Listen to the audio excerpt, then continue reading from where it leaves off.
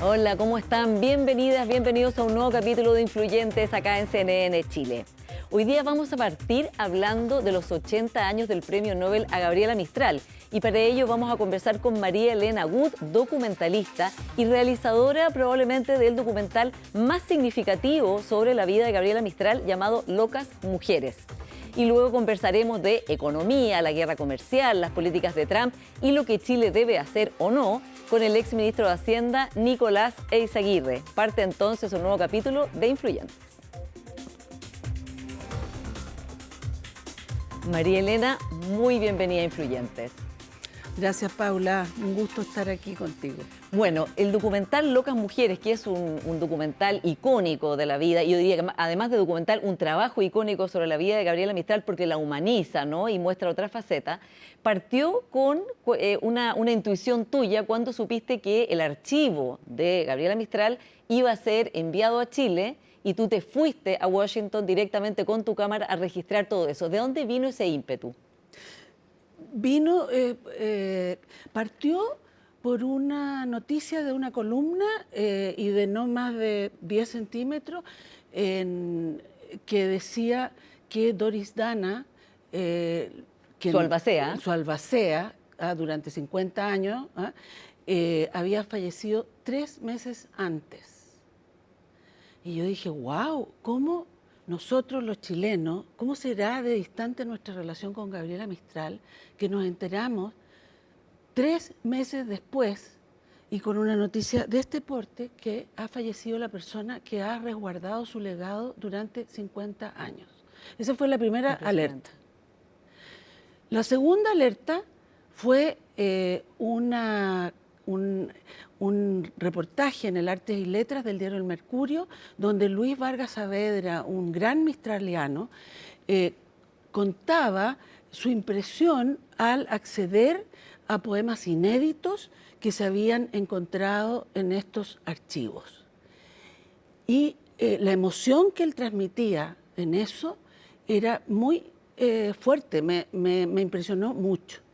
Y ahí tomé la decisión de que había que ir a buscar esos archivos que estaban en un lugar escondidos, que no estaba identificado, había que conseguir el permiso para acceder a ellos y grabar lo que fuese posible y leer lo que fuese posible antes que esos documentos llegaran a la Embajada de Chile en Estados Unidos, que ya es territorio chileno, y ahí, ¿no es cierto?, había un experto, otro mistraliano, que también ha trabajado mucho en la obra de Gabriela Mistral, que se iba a recibir esos archivos y los iba a ordenar, etiquetar, etcétera, para que fueran traídos a Chile. Y yo tengo grandes amigos y amigas historiadores y conozco un mal que se llama el mal del archivo. ¿Y ahí cuál es ese mal? El mal del archivo le sucede generalmente a los viudos o viudas de escritores o pintores, de artistas, y le sucede también a los historiadores, ¿ya? Que cuando descubren un archivo que nadie más ha tenido oportunidad de conocer, hacen todo lo posible por, de alguna manera, adueñárselo, a resguardarlo, no contarle a nadie y ser ellos los que estudian ese archivo y los que generan, digamos, información, estudios, lo que sea, libros, a partir de eso. Entonces yo dije, sin entrar a juzgar, dije, esto es demasiado importante para Chile y aquí van a haber muchos que van a tener el mal del archivo. Así que partiste con tu cámara y después está este documental maravilloso, Locas Mujeres, que causó gran impacto. Primero un gran éxito de público y de crítica, ganó el premio de la crítica de Sanfic, ¿no? Hubo largas colas para ir a verlo, pero además mostró otra Gabriela Mistral. ¿Cómo fue ese proceso de descubrir este material que mostraba una Gabriela Mistral, como has dicho tú, Manena, apasionada, enamorada, una Gabriela Mistral humana? Fue un largo proceso y hubo que tomar muchas decisiones. Hubo que, mira, Cuando encontramos esa libreta, que en el documental está, una pequeña libreta negra que dice Memo afuera, y que contiene un diálogo amoroso entre Gabriela Mistral y Doris Dana. La letra de Gabriela, la letra de Doris, y van teniendo esta conversación escrita. Eso ya, digamos, para muchos era bien evidente, ¿no es cierto?, que estas secretarias, supuestas secretarias o amigas personales de Gabriela, habían sido, algunas de ellas también, su pareja amorosa. Unos pensaban esto y otros negaban completamente esa posibilidad. Incluso preferían denominarla loca o que se había puesto demente a cierta edad, ya que aceptar que podía ser una persona homosexual. Pero cuando encontramos esta libreta, fue fuerte, porque ahí estaba retratado, ¿no es cierto?, este amor entre Gabriela y Doris. Claro. Y no había ninguna duda al respecto. Eso la encontramos en otra oportunidad, en un verano. Volvimos a la oficina, a la productora, y yo le dije a Rosario López, con la cual escribimos el guión y que fue co-realizadora, le dije, Rosario, ¿sabes? Vamos a parar un poco esto. Tenemos que pensar qué vamos a hacer con esto. Sí, y lo que tú has comentado, Malena, es que decías, bueno, voy a exponer la intimidad de alguien de manera bastante inequívoca, podríamos decir, porque es una historia de amor, Locas Mujeres, y tenías miedo de cómo tratar ese tema, ¿no? Y que le dedicaste mucho pensamiento porque no querías que fuera, en vez de mostrar todas las facetas de Gabriela Mistral, de alguna manera fuera el tema del que se hablara. ¿Cómo lo resolviste? ¿Y cómo le diste vuelta a eso y sacaste adelante este proyecto tan importante? Lo resolví en largas conversaciones con mi productor y socio, Patricio Pereira, que me decía, bueno, pero ¿de qué se va a tratar esta historia? Pues me decía, ¿de qué se va a tratar esta historia?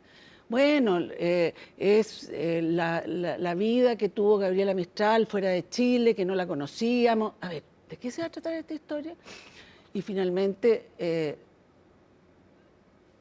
le dije, ya, ok, es una historia de amor.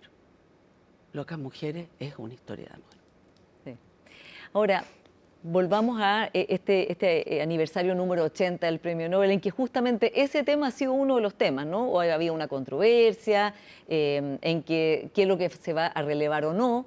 En algún punto una académica dijo que había entendido que esta celebración se relevaría su condición de lesbiana, y ahí ha venido toda una batahola también mostrando, bueno, pero ¿por qué eso no se va a mostrar si eso ya es evidentemente claro? ¿O cuál es el énfasis más importante? ¿Cómo ves tú todo este debate en torno a su sexualidad? ¿O a qué se debe mostrar o relevar o no relevar, como sugieren otros, que eso no es importante e incluso ponen en duda de si realmente era o no lesbiana? Lo veo como un debate para llenar páginas, espacios donde podríamos estar hablando de otras cosas. Creo que justamente sigue existiendo este rechazo a pensar que la artista, ¿ya?, la genio, esta mujer única, pueda ser, es que esté fuera del canon. O sea, pero ella siempre estuvo fuera del canon. Ella, una mujer, ¿no es cierto?, humilde, rural, digamos, ella siempre estuvo fuera del canon. Entonces, esto es también fuera del canon. ¿Por qué impresionarse tanto? Si justamente una de las razones que la convierten en una mujer de ese atractivo, ¿no es cierto?, es cómo ella llega a ganar el premio Nobel el año 1945, el primer premio a la literatura latinoamericana, ¿ya?, cuando las mujeres todavía no votábamos por presidente, y no solo en Chile, sino que en muchos lugares del mundo. ¿Cómo esa mujer llega a ese lugar, siendo completamente fuera del canon? Entonces, a mí creo que lo que tendríamos que hoy día es estar hablando de su vida, de su obra, y escucharla, porque hay algo que es que la hace muy relevante, es que su voz no envejece. Y que hoy día las cosas que a ella le importaban, como las veía, su visión, son tremendamente relevantes. Sí, bueno, además una mujer tan completa, ¿no? Vamos a hablar de toda su faceta como pedagoga, como diplomática, como intelectual pública, ¿no? Aparte de, por supuesto, como poeta. Volvamos a cuando ella se gana el premio Nobel, que es antes de conocer a Doris Dana, ¿no? Y que ella va a recibir el premio Nobel muy sola, ¿no? Y además ha muerto Yin, se ha suicidado su hijo sobrino, y ella está muy mal y va entonces a recibir el premio Nobel, pero está sola, ¿no? Y está en un momento muy triste de su vida. Y luego de todo eso es que en Nueva York, en una charla en la Universidad de Columbia, Doris Dana la ve, se enamora de ella y empieza de alguna manera esta relación. Como realizadora y como habiendo mirado tanto la vida de Gabriela Mistral, ¿cómo ves tú estos momentos, ¿no? El Nobel y después esta historia de amor. A ver, en ese momento Gabriela vivía en Petrópolis. Petrópolis es una ciudad que está, digamos, en el bosque, y que fue arriba de Río de Janeiro, y que fue un lugar de resguardo, de protección, ¿no es cierto?, de muchos artistas durante la Segunda Guerra. Ahí ella le tocó vivir cosas muy duras. Su vecino y amigo era Stefan Zweig y su mujer. Stefan Zweig se suicida. Y ella y Yin, su hijo, son los primeros que llegan, porque ven policías afuera, qué sé yo, y entran a la casa a ver, y se encuentran con esta visión de Stefan Zweig tendido en su cama, su mujer tendida en su cama, y la pistola en la mano de Stefan Zweig. Un año después, es Yin quien se suicida. Y Gabriela está sola. Y lo primero que hace es escribirle a la segunda madre de Yin, a Palma Guillén, ya que es una mexicana, que fue además la primera mujer diplomática de México, según entiendo, ¿ya? Y le dice, ven, que te necesito acá. Ella estaba deshecha. Todas las tardes se sentaba, y esto lo sé porque ella escribía cuadernos, y en el cuaderno número 100 se llama Conversaciones con Yin. Y ella todas las tardes, al atardecer, se sentaba a escribirle a Yin, ¿ya? Y estaba devastada, y le llega la noticia de que ha recibido el premio Nobel. Parte sola en un barco a Suecia, ¿ya? O sea, es un momento, mira, me acordé tanto. ¿Te acuerdas la escena que es real, ¿no? Cuando Isabel Allende está recibiendo este homenaje que es el más grande que ha recibido en su carrera. Y al mismo tiempo su hija Paula está hospitalizándose, ¿no? Exacto, y a ella le avisan en ese mismo momento que su hija Paula está gravísima, ¿ya? Bueno, esa es como... y a partir de eso ella inicia desde Suecia un viaje a ciertos lugares y va a Nueva York. Y ahí Doris Dana la ve y la engrupe, ¿ah? A través, digamos, de la relación que tenía Doris Dana con Mark Twain, y le pide que le revise unas traducciones y qué sé yo, que ella le hacía a Mark Twain. Así parte. Sí. Entonces, la belleza de esta historia, ¿ya?, es que ambas estaban solas, tristes, deprimidas, te diría, y que juntas construyeron una pareja, una familia, ¿ya? Con más amigos, y fue de alguna manera algo que la salvó a ambas. ¿Por qué hay tanta resistencia, como decíamos antes, como decías tú, a ver esto, a aceptar esto, esta parte de la vida de Gabriela Mistral que además es tan importante y tan significativa para ella, ¿no? El hecho de poder ser feliz, poder tener esta historia de amor y además después Doris Dan es su albacea, o sea, la deja a cargo de toda su obra. Yo creo que es un tema de los seres humanos, como somos, y que tenemos creencias que no estamos dispuestos a cambiar, aunque eso significa causar dolor o daño. Eso lo vemos a diario. Entonces, yo pienso que hay una falta de empatía en no juzgar al otro, sino que en aceptarlo tal como es. Porque si ella hubiera sido una mujer del canon de la época, no habría escrito lo que escribió. No sería quien es.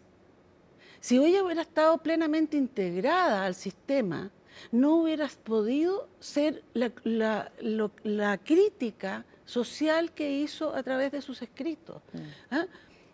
No sería el genio que es. Ahora, algunos dicen que ella fue muy privada con su vida, ¿no? Que ella no lo hizo público en su momento, pero también el contraargumento eso es decir, bueno, en esa época evidentemente era muy diferente que una persona dijera que era homosexual, no había protección legal, no había todas, digamos, las protecciones que hoy día hay y los derechos igualitarios para las personas homosexuales. Entonces, es como también decir, bueno, si ella en su momento no lo dijo, no quiere decir tampoco que no lo habría dicho después. De hecho, todo el trabajo tuyo muestra cómo ella documentó eso, lo dejó escrito, ¿no? Lo dejó ahí. Lo dejó ahí y no lo quemó. Doris tampoco lo quemó. Esto fueron parte de mis reflexiones, que durante 2 meses estuve paralizada con cómo enfrentar, más que, o sea, cuál era el derecho que uno como realizador tenía, ¿no es cierto? Y la verdad es que lo que concluimos fue que era al revés. O sea, para completar al artista, a la mujer, a la genio, para completarla, había que mostrar lo que teníamos para mostrar. Y siento que la otra decisión, la de ocultar, ¿ya? Es una decisión de incompletitud, digamos. O sea, es quererla incompleta. Claro. Es mostrarla incompleta. No, yo creo que no es posible separar en los seres humanos, y menos en los artistas, ¿no es cierto?, que somos personas complejas, con lados blancos, grises, negros, con sonrisas y también con violencias. O sea, los seres humanos somos complejos. Imagínate cómo son de complejos los artistas y los genios. Y además, ¿por qué tendría que ocultar su orientación sexual? O sea, como si fuera algo malo, ¿no? ¿Por qué? O sea, eso también tiene un prejuicio tremendo respecto de los derechos de las personas homosexuales. Pero que además nos limita en el entendimiento. ¿Por qué ella se autoexilió? ¿Por qué se sube a ese barco y se va entristecida, ¿ya? Y no vuelve más? ¿Por qué no vuelve más a Chile? Bueno, no sé exactamente, pero tengo, no sé, la intuición de que ella sentía que aquí no tenía espacio para ser quien ella era. Aquí tenía que responder a ciertos cánones, ¿no es cierto? Como cuando la echan de directora del liceo número 6 porque no tiene título de profesora, ¿ya? Eso, claro, el canon dice tiene que tener título. Ella no tenía. Listo, fuera. Y ahí toma la decisión de irse a México. Claro, y pasa, y viaja toda su vida y es una gran diplomática, una gran pedagoga. Manena, al hoy, como decías tú, también su pensamiento, sus ideas, sus reflexiones, que tiene muchas, de hecho empieza a escribir en los diarios antes de los 20 años, ya está escribiendo en el diario de La Serena, ¿no? El Coquimbano creo que se llama, y empieza a colaborar con distintos diarios y su ideas y su visión de Chile es muy importante. ¿Qué de eso te parece que es importante relevar para el momento que estamos viviendo hoy día? Un momento complejo en Chile, en el mundo, en que la mirada de ella, por supuesto, pueda ayudar con lucidez. Bueno, el valor de la educación. El valor que le da a la educación, ya la considera fundamental. Y ella cree en una educación humanista, amistosa. Plantea incluso en que tenemos que estar preparados para educar con elementos audiovisuales, ¿ya? O sea, estoy En hablando esa época, en esa o sea, época, que tenemos que estar preparados para eso. Bueno, escribe a los 17 años en el diario de Elqui, ¿no es cierto? En 1906 escribe esta crónica o carta impresionante, ¿no es cierto?, sobre la necesidad que las mujeres nos eduquemos, ¿ya?, para valernos por nosotros mismas, y que es la única manera que vamos a salir del yugo masculino y no vamos a ser presentadas ni vivir en la historia como unas desvalidas, ¿ya? Entonces, 17 años, año 1906, ¿ya? El valor de la educación, formarse.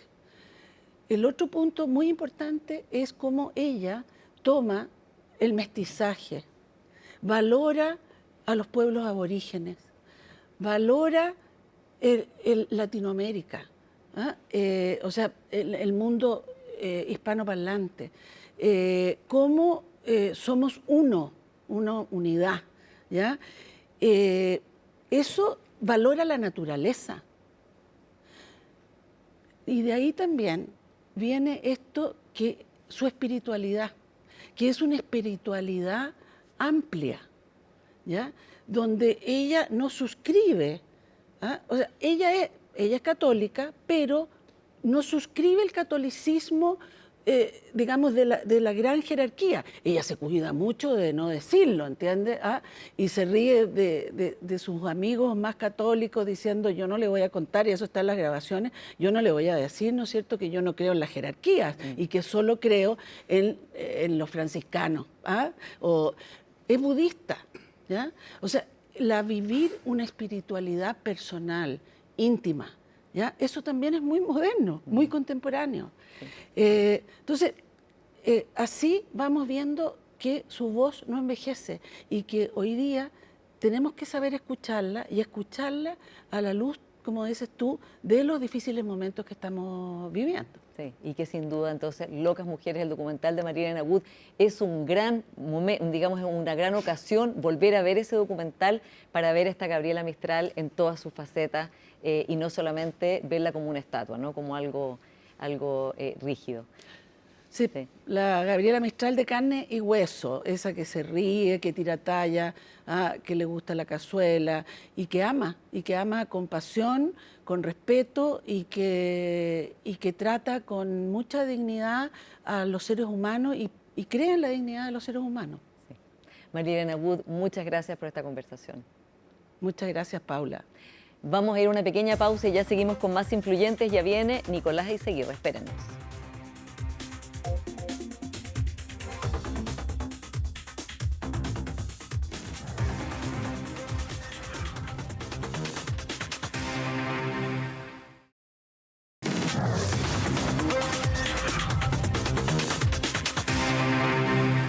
Ya estamos de vuelta con nuestro siguiente invitado, Nicolás Eyzaguirre, ex ministro de Hacienda. Muy bienvenido a Influyentes. Muchas gracias por la invitación, Paula, y un gusto verte.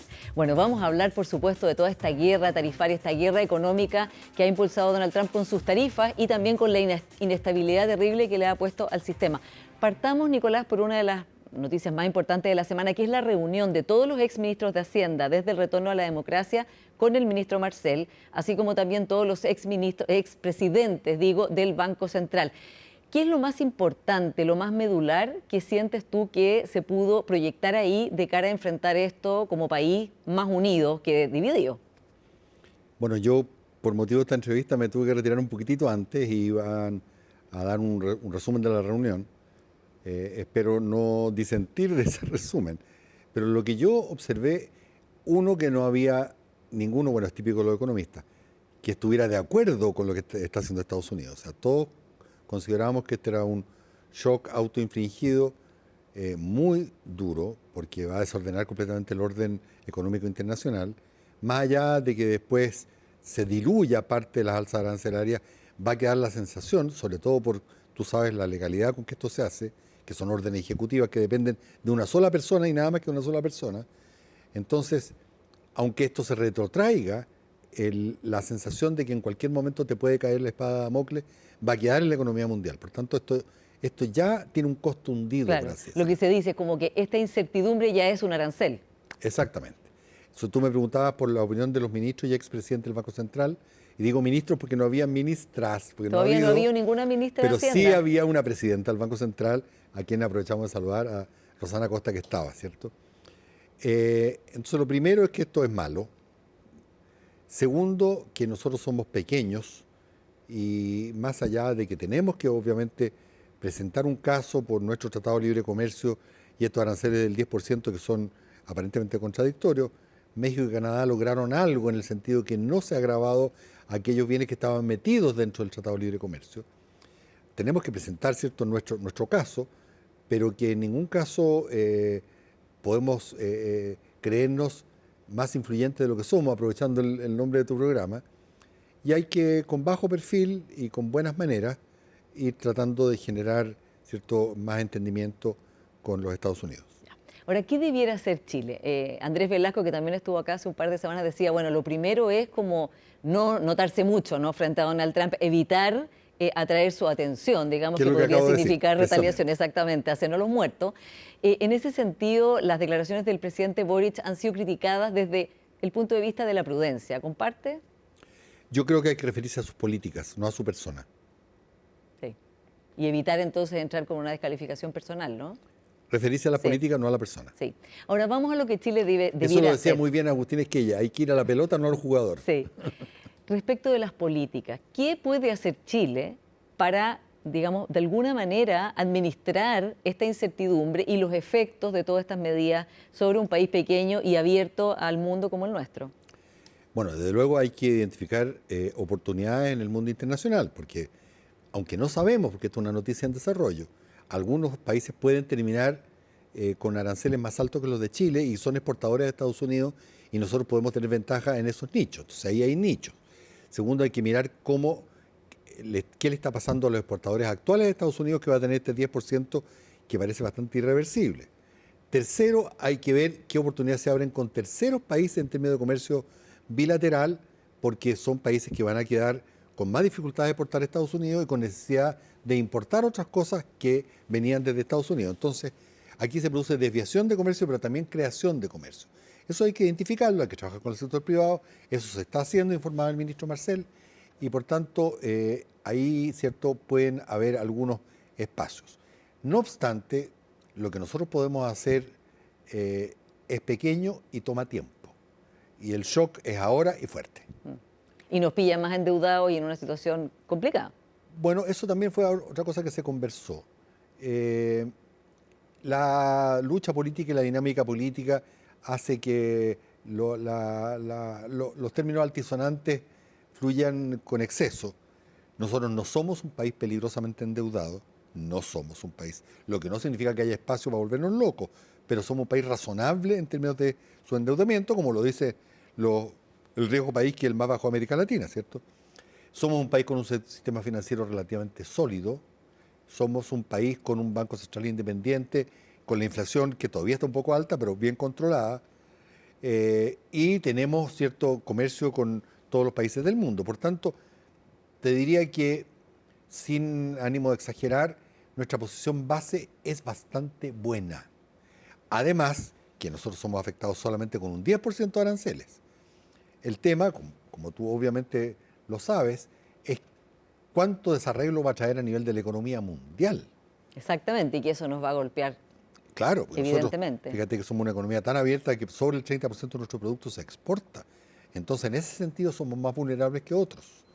Pero hay que, por tanto, estar preparados para administrar políticas internas también, ya sea monetarias, fiscales, de liquidez, bancarias, para mitigar eventuales efectos, porque eso es una noticia en desarrollo. Y lo que yo he dicho en algunas otras partes, y te la digo a ti, a mí lo que más me asusta de todo es que con motivo de estos vaivenes en las aranceles y en los precios y en los mercados accionarios, en los mercados de renta fija, los bonos, se produzca algún estallido financiero en alguna parte, en algún banco, en algún país. Porque eso corre como la pólvora. Exactamente, y produce una recesión, finalmente. Claro, si tú piensas, nosotros en la crisis asiática, después la crisis del 2008, la pandemia es un poquitito una excepción a eso. Que tuvimos recesiones, no se diga la del 82, fue por temas financieros. Por eso es que te digo que es importante resaltar, y en eso todos los ministros estábamos de acuerdo, que Chile es bastante robusto en ese plano. Pero hay que estar mirando si se producen problemas en el mundo, si se producen problemas en nuestro sistema financiero, si se producen problemas locales con algunos exportadores que tengan problemas y que eventualmente no puedan pagar sus deudas. Esas cosas hay que estarlas mirando. Sí. Y vamos a ir después a las políticas concretas que podría hacer Chile. Tú has señalado muy claramente que lo que hay detrás de toda esta guerra tarifaria en realidad es una guerra de Donald Trump y su gobierno con China, ¿no? Y que ese es el objetivo y que lo demás es circunstancial, podríamos decir, o no lo clave. Ese conflicto con China, económico, tarifario, pero luego también puede ser una guerra propiamente tal, sí que tiene impacto en Chile porque además China es nuestro principal socio comercial. ¿Cómo habría que analizar lo que ha pasado además esta semana, que ha pausado con todos los que no prometieron retaliar, pero ha mantenido y agravado su conflicto con China? Bueno, hacia el jueves pasado creo, le di una entrevista a mi amigo Víctor Cofré de La Tercera, que siempre ha sido gran amigo, a pesar de que yo soy un poquito renuente y si estoy dando esta entrevista es porque te estimo mucho y te valoro mucho, Paula Escobar. Y efectivamente esto hace una semana atrás. Mi impresión, que data desde mis años en el Fondo Monetario Internacional, es que el conflicto subyacente de todo es Estados Unidos-China. Bueno, y lo que ha ocurrido después, en el sentido que se postergó los aranceles para el conjunto de los países, salvo China, viene a confirmar que ese es el problema de verdad. ¿Qué curso va a tomar esto? Es lo que hay que ver. Vamos a ver si, más allá de la grosería de lo que dijo Trump, que estaba ocurriendo, tú sabes lo que dijo, ya no lo vamos a repetir aquí en cámara. Estados Unidos va a tratar de negociar con los países para que todos se vengan con él contra China. Y de otra parte tú ves que China se está acercando con Corea, con Japón, con India. Con la Unión Europea. Con la Unión Europea, para que se vengan todos con ellos contra Estados Unidos. Entonces ahí a nosotros nos va a tocar un poquito la decisión de Sofía, pero no vamos a poder optar por ninguno de los dos porque los dos son socios comerciales fundamentales. Ahora, esto va a golpear a China, sin duda, pero va a golpear a Estados Unidos también. Entonces, esto no es bueno para la economía chilena, por donde, más allá que tratemos de buscar atajos y creación de comercio por otro lado, y por eso hay que estar muy alerta con las políticas internas. Sí. Bueno, y además, claro, como decías tú, cómo decidir tener una relación más fría con Estados Unidos o con China, cuando ambos son relevantes, pero China sí está haciendo notar y está de alguna manera tomando la oportunidad que las políticas de Trump, el desconcierto que causan, para refrendar la importancia del libre comercio, el multilateralismo, del respeto a las reglas, ¿no? Entonces, también es un polo que va a ser muy difícil resistir.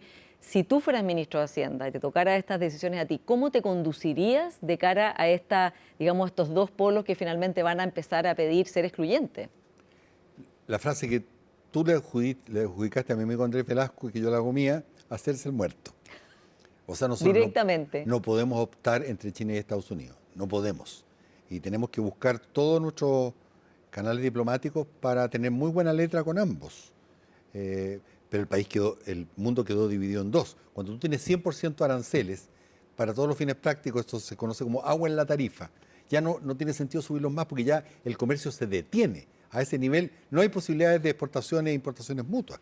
Entonces, vaya, las dos principales economías del mundo que comerciaban de forma muy importante, ahora, ¿cierto?, en como un compartimento estanco.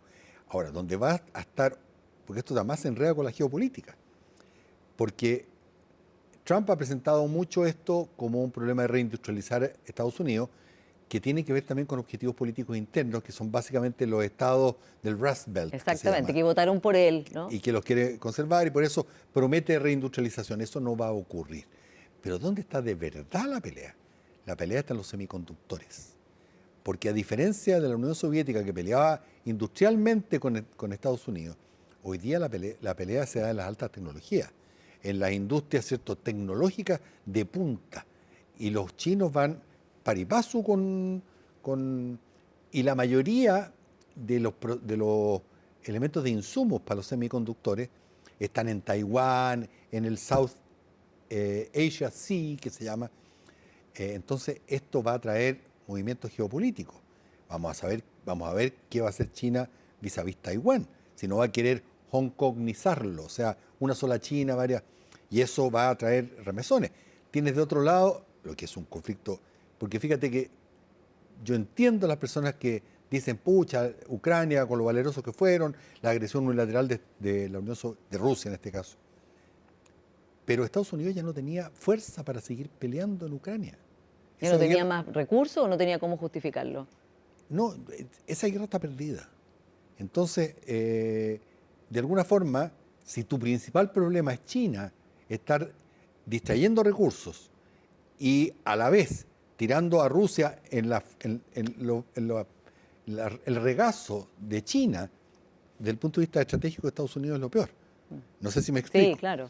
Ahora, algunos dicen que la cercanía ruso-china hoy día está siendo suficientemente fuerte, tal que va a ser imposible que por más que llame a Putin, realmente deshagan su relación con los chinos. O sea, Rusia, China, India ya son ejes muy complicados. Entonces, ¿quién va a ganar en todo esto? Es bien difícil de saberlo.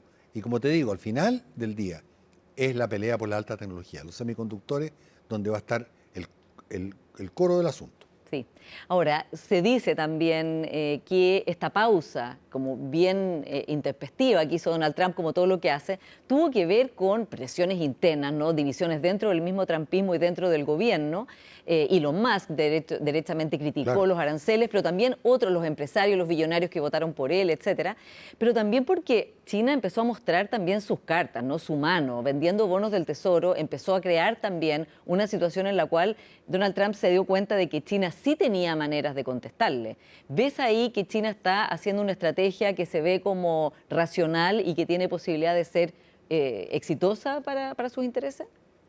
Bueno, es lo que se comenta. Yo he visto distintos analistas internacionales que más bien les llama la atención por qué el sector industrial de Estados Unidos no ha salido más fuerte en contra. Y la respuesta que ellos se dan es que en este momento no hay contrapeso ninguno en Estados Unidos. O sea, tú sabes que todo esto lo hace con órdenes ejecutivas, no pasa por el Congreso. O sea, se ha bypaseado absolutamente todos los poderes. Y por tanto le temen mucho un enfrentamiento con Trump a nivel del sector industrial. Por tanto, no ha sido mucho la oposición interna, para mi gusto, que ha sido bastante blanda todavía, lo que puede haber hecho cambiar la ruta de lo que estaba haciendo Trump. Según se comenta, a ver, te voy a hacer una cosa un poquito tecnócrata, pero cuando los mercados tienen más incertidumbre, huyen de lo más riesgoso que son las acciones y se van a lo más seguro que son los bonos. Se refugian, claro. Exacto. Entonces, lo obvio es que baje el precio de las acciones y que suba el precio de los bonos significa baja de tasa de interés. Bueno, comenzaron a subir las tasas de interés fuertemente hasta 60 puntos base el bono largo, aparentemente por el miedo, como tú bien dices, de que China hiciera una liquidación de los bonos que mantiene, porque China no solo mantiene dólares, sino que mantiene bonos del Tesoro americano. Entonces, eso habría sido lo que... Porque ahí sí que nos vamos a recesión con tutti, en Estados Unidos, digo. Sí. O sea, si además de los problemas arancelarios tenemos una alza de tasa de interés, sino eso ya es la constelación perfecta para tirar a la economía en recesión. Sí. Vamos a Chile. También hay voces acá que dicen, bueno, Chile debiera prepararse con esto, fomentando la inversión, fomentando el emprendimiento, fomentando más empresas, bajando desde ya la tasa corporativa que los gremios empresariales están pidiéndole al ministro Marcel hace tiempo, ¿no? Que lo baje a 23. ¿Sería una buena idea bajar impuestos ahora? O, porque por otro lado también, si viene una baja de ingresos, ¿no? Para Chile, sería raro enfrentarla bajando más los impuestos y teniendo menos ingresos a la vez. Como ministro de Hacienda, ex ministro de Hacienda, ¿cómo lo analizas tú? Bueno, yo te diría lo que se comenta respecto del tema de Estados Unidos. Tú sabes que al final del día, yo soy profesor de macroeconomía en la universidad, el déficit comercial es el resultado de la diferencia entre lo que un país ingresa y lo que gasta. Y Estados Unidos gasta además, entre otras cosas, porque el déficit fiscal es gigantesco. Pero además quiere bajar los impuestos, Trump me refiero. Eso solo va a hacer expandir el déficit comercial. Me vuelvo para Chile. Yo creo que en este momento tenemos que poner por delante todas las cosas que nos unen y no las que nos desunen. Entonces yo haría una especie de feriado tributario, tanto para los impuestos, pero yo no quiero darle ningún tipo de línea al ministro Marcel porque no corresponde, pero yo creería que agitar el tema tributario es un tema que más nos va a dividir que nos va a unir. Pero hay temas donde nos podemos poner de acuerdo. En permisología, por ejemplo, otro tema. Un tema fundamental para los semiconductores son las tierras raras. Y parte importante del stock de tierras raras está en China. Por tanto, Estados Unidos no va a tener acceso a las tierras raras de China. Bueno, nosotros tenemos tierras raras. Y el presidente nombró una comisión de alto nivel justamente para estudiar las tierras raras, ¿no? Exactamente. Entonces, bueno, eso puede estar lleno de trabas administrativas, de permisología ambiental, vaya a saber qué cosa. Eso hay que apurarlo. ¿Te fijas tú cómo el consenso en este momento es lo que necesitamos para salir adelante?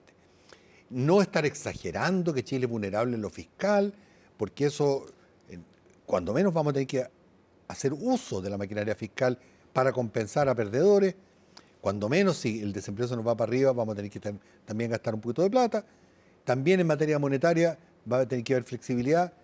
Y dado que nosotros estamos en una base relativamente sólida, que es lo que te dije hace un rato atrás, unidad de los ministros de Hacienda o presidente del Banco Central, tanto de centro derecha como de centro izquierda, respecto de que hay que tener flexibilidad y atacar bien estos problemas y a tiempo, como lo dijo un ex ministro de Hacienda, que no era de la centro izquierda, es muy importante. Poner por delante y apurar ciertos temas tributarios no me parece lo correcto. Es como que los sindicatos ahora dijeran frente a esto, apuremos temas salariales. No corresponde, ¿cierto? Ahora, ¿cómo esta unidad que se da en esta reunión se traslada o se proyecta en un año electoral, ¿no? Que de por sí ya es complicado y que cada cual usa estratégicamente las críticas al gobierno en este caso o a la centroderecha o a la derecha en particular, y porque además tenemos algunos candidatos que se identificaron harto con el trumpismo, se han identificado, ¿no? ¿Cómo evitar caer en eso? De manera de que esta respuesta sea realmente unitaria, porque además lo que pase ahora también va a tener una proyección en el siguiente año, que va a haber otro gobierno, sea del signo que sea, le va a tocar heredar también parte de toda esta incertidumbre que ha provocado Donald Trump. Sin duda no es una buena noticia que este año, con este shock tremendo, sea un año electoral, pues la tendencia, como muy bien dices tú, a buscar las diferencias en vez de buscar lo que nos une, va a estar ahí presente. Había una frase antigua respecto de, creo que Bolivia o Perú, cuerdas separadas. Yo trataría de que los elementos políticos, reformas políticas, la delincuencia, todos esos temas, no contaminen mucho nuestra discusión económica. Y había una vocación de todos los ministros de Hacienda y expresidente del Banco Central, ex ministro de Hacienda, por buscar un conjunto de temas en que todos estemos de acuerdo que hay que hacer. Entonces, no usemos la economía como el campo de batalla, porque hoy día no estamos en condiciones de hacerlo. Y respecto a la permisología, el gobierno tiene 2 proyectos de ley que están abordando esto. ¿Te parece que con eso realmente se enfrenta el problema o que habría que, de cara a lo que estamos viviendo en esta incertidumbre global, como decíamos, hacer nuevas medidas de un ataque mucho más directo a la permisología de lo que ya se está tramitando en el Congreso? Bueno, ahí en la reunión se dio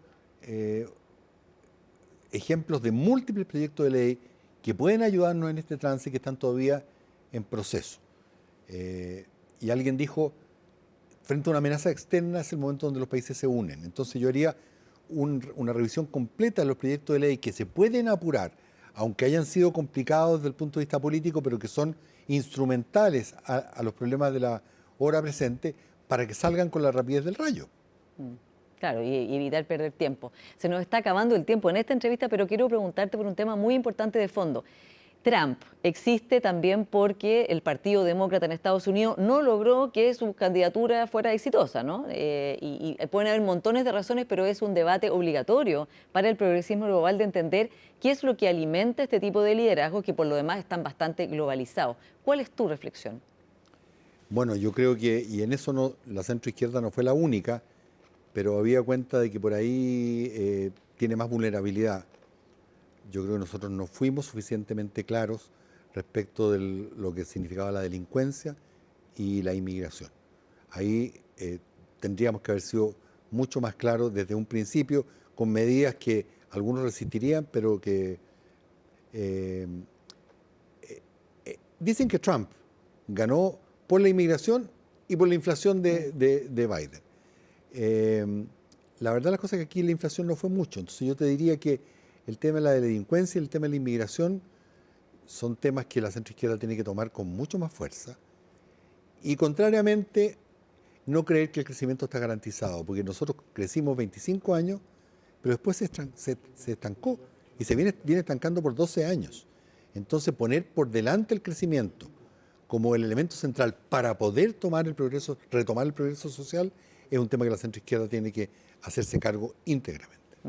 Ahora, la centroizquierda local, en este momento de todos estos debates, ¿no? de tomar temas que no estaban en su agenda, las izquierdas, pero también la centroizquierda, ¿cómo estás viendo aspectada la primaria en que ya está Gonzalo Vinter, está la ministra Jara, exministra Jara, está todavía el tema de cómo va a ir el socialismo democrático, de cara a enfrentar a la exalcaldesa Matei, que es la que está punteando las encuestas, pero también se ve en varias encuestas como, digamos, el José Antonio Kast y el diputado Kaiser tienen también una votación importante?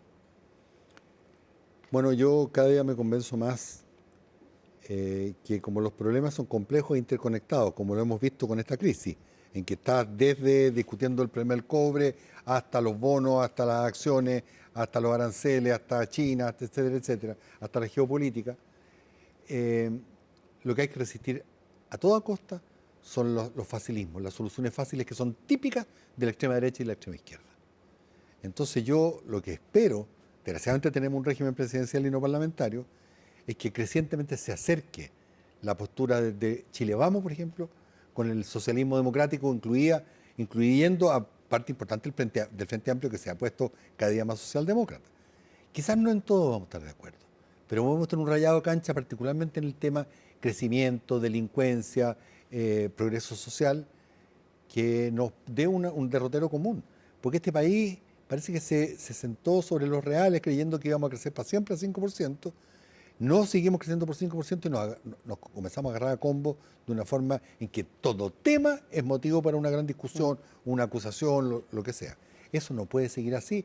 Tanto yo aspiro a que el socialismo democrático y Chile Vamos pasen a la segunda vuelta. Y espero a que esa segunda vuelta marque diferencias, pero marque puntos en común también. Ahora, pero tú lo que planteas es que se pongan de acuerdo más, que dialoguen más, así como en la política de los acuerdos, la centro-derecha y la centro-izquierda, o que incluso puedan pensar ser una coalición en algún momento, como ha pasado en otros países, ¿no? Es que eso no pasa en el sistema presidencial. Si es yo vengo alegando otro sistema, hace 7 años la Cecilia Robaretti en Radio Cooperativa me dice, otra vez tú, Nicolás. Yo creo que el sistema presidencial te divide el país en dos mitades. Nadie cruza el pasillo, como dicen. Los sistemas parlamentarios permiten una coalición de centro-izquierda con centro-derecha, como es el caso de Alemania. Entonces, yo diría atrás sin golpe, o sea, tratar de que las descalificaciones sean las mínimas, buscar puntos en común más allá de las diferencias. Pero tanto la extrema izquierda como la extrema derecha van a hacer el juego contrario. Van a decir, mire, yo tengo soluciones rápidas como la guerra de Ucrania, que la resolvía en 5 días, creo Trump, todavía no la resuelve, para encantar a la gente en medio de su desesperación. O sea, es muy nocivo para el país las posturas populistas de los extremos. Ahora, nos queda un minuto, pero siguiendo ese raciocinio, si por ejemplo pasara a segunda vuelta o ganara la primaria de la izquierda y la centroizquierda la ex ministra Jara, que dijo esta semana que Cuba era una democracia diferente, lo que por supuesto tuvo mucha crítica diciendo que no tiene estándar democrático, pasara ella y tuvieras que votar por ella porque es la de tu coalición versus Evelyn Matei, estarías en un problema porque, si entiendo pero bien... Me está poniendo un conjunto de conjeturas. Pero, sí, o sea, bueno, pero si fuera ella la que pasara. Pasara, si fuera la segunda vuelta, si... O sea, ¿estás más cerca de la ministra Jara, exministra Jara, o de la exalcaldesa Matei? No me quiero poner en esa disyuntiva, además que creo que la ministra Jara no va a pasar a segunda vuelta. Y te insisto, creo que se deduce de mis palabras, yo espero que construyamos consenso o rayados de cancha más allá de nuestras diferencias Yo todavía creo que la injusticia social es un problema demasiado grande en Chile. Quizás Chile Vamos no lo cree así, pero hay que blindar ciertos temas porque este país tiene que comenzar a andar de nuevo y no estamos andando. Nicolás Izaguirre, muchas gracias por esta conversación. A ti, Paula. Y a ustedes, como siempre, muchas gracias por su sintonía y nos encontramos la próxima semana.